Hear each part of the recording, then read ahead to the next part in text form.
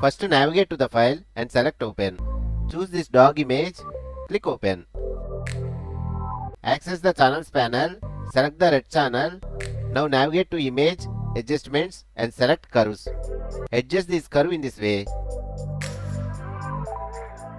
Press OK. Hold down the control button and click on the red channel thumbnail. Now go to select and choose inverse.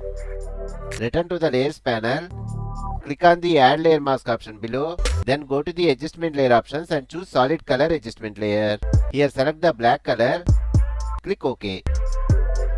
Right click on this layer and choose create clipping mask. Next we can add any background color or image here. Go to the adjustment layer options and choose solid color adjustment layer. Select the color. Click OK. Now move this layer to the bottom as background color. Double click on this layer thumbnail and select any color you want.